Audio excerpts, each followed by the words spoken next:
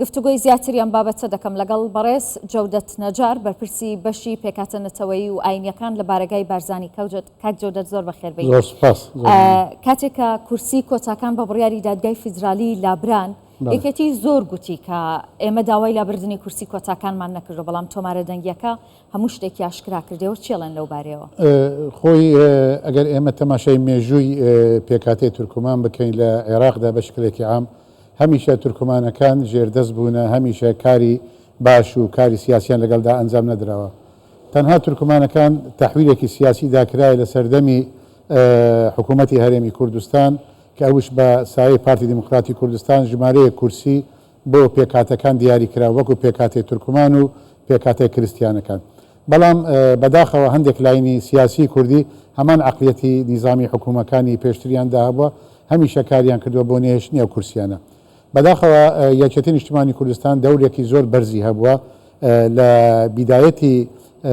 خولی چوارەمی پەرلەمانی کوردستان ئەو هەوڵەیدا هەبووە بۆ نێهێشتنی ئەو کورسیانە. حتمما لەوێن دەرێت تەنسیقێکی جدیشدا هەبووە نێوان حکوومەتی عێراقی لەلایەنی شیعەکان بە تایبەتی حەشدی شەعبی کە ئەوانی موالینە بۆ ئەجندەکانی دەرەوە لەگەڵ یەکێتی نیشتیمانی کوردستان، چکە بەڕاستی یەکێتی نیشتیمانی کوردستان بەداخەوە تەکید بوو بۆشمان ڕۆم بوو کە ناتوانانی هەزمی پێکهاتەکان بکە و ناشتوانی تێن پێکهاتەکان. یەکێتی چ قازانجێک لەو پێکەوە ژیانە جوانی هەرێمی کوردستان دەکات دەگەرتێکی بات؟ یەکێتی نیشتیمانی بەداخەوە ئەو یەکی سەرکردایەتی ئێستاکە هەمیشە بیر لەوەی دەکاتەوە کە پێکهاتەکان جزئێکی غەریبی هەرێمی کوردستانن لە ضمنی جزئیەتی هەرێمی کوردستان دانینە. بۆیە تەنها لایەنیش کە دیفاع لە پێکهاتەکان دەکە لایەنێکی معەنە کە پارتی دیموکراتی کوردستان پێ دەگوترێت. تورکمانش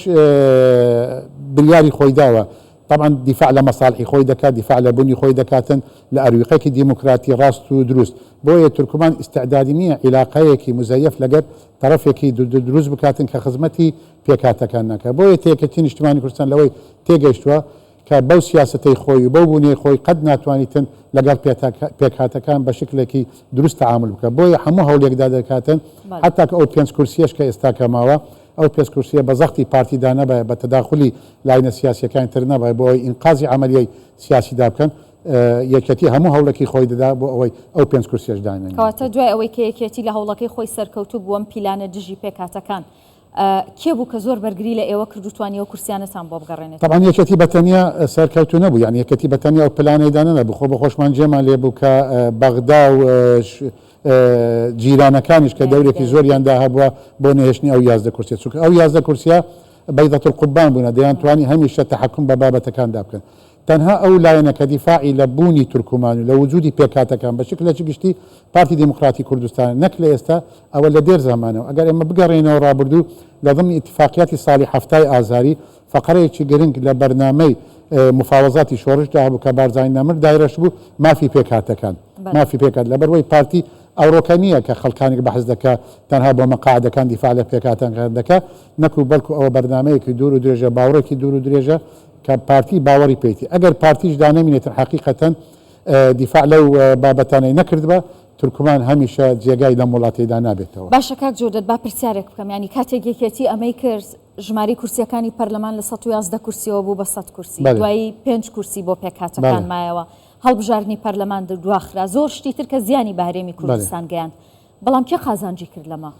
حتما یەکێتی خۆی بەرنامەی تایبەتی خۆی نەیارەکانی هەرێمی کوردستانش طبعا یەکێتی بەداخەوە یەکێتی بەرنامەی ئەجەندای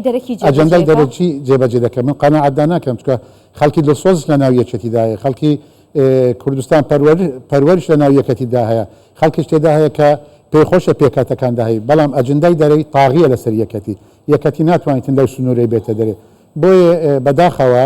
لە 5 کورسی شانەوەستان کە کردیانە 4 بازنە، 2 تورکمانیشیان تورکمانێک مەسیحیەک بۆ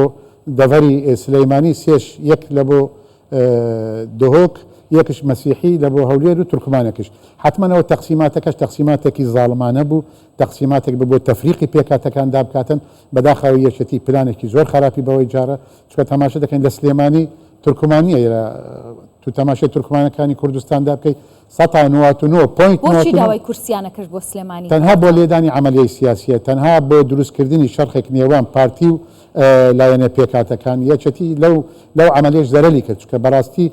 پێکهاتەکان زیاتر گەیشتنە قەناعەتێک کە تەنها لایەن دیفاع لە وجود و لە بوونیوان دەکاتن پارتی دموکراتی کوردستان. باشە کاک جودت با پرسیارێک کۆم ینی کاتێکێتی پەنا بۆ حەشدی شعبی و بۆ لایەنەکانی دیکەی عێراق دەبات بۆ شیعەکان دەبات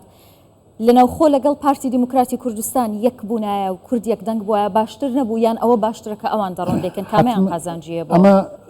مێژووەکی زۆر دوور و درێژیشە ئەگەر ئەمە بگەڕێنەوە ساڵانی ڕابردوو ئەم عملیە لە ساڵی 60ەکانەوەدا هەیە هەتاکو ئەمڕۆکە یعنی خزمەتکردنی بێگانە بە سیاسەتی بێگانە کارکردن بۆ لێدانی حرەکەی سیاسی کوردی هەموو هەمیان وایە بۆ ئەوەی حرەکەی سیاسی کوردی پارتی دموکراتی کوردستان لاواز بکرێتن دەسەڵاتی حکوم لە دەستیدا نەبیتن ئەوەش گەلی کوردستان قبول ناکە حتمما هەموو لایەک پێخۆشە خودی نێوماڵەکە بە خۆیان متتەفیق من لەگەر خۆیان بەڵام تو ئەسیری ئەجیندای بێگانە بی ناتوانانی لە ئەزمونونەکە دەربچی حتمما کار دەکەی بۆ سەرکەوتنی ئەجیندای بێگانە کەواتە ئێستایەتی لە دەستی خۆی دانیە بڕیار نەخێر من قەناعەتم بەوەی دانیە چونکە لە هەڵسو کەوتیاندا دیارە لە ئەو دیعای ئینتیخابیانە ڕادیارە چونکە بەداخەوە ئەدەبیاتی وان لە مەسئلەی ئینتیخابات سنووری زۆر دابازان سنووری ئەخلاقی دابازان سنووری ئینسانیەتی دابازان سنووری دیموکراسی دابازان بۆیە هیچ کەسێک قەناعەتی بەوەی دانیە کە لایەنێکدا هەبیتن تو بتوانیت تەعامل لەگەر بکەین وەکو لایەنێکی یەکێتی نیشتیمانی کوردستان بەداخەوە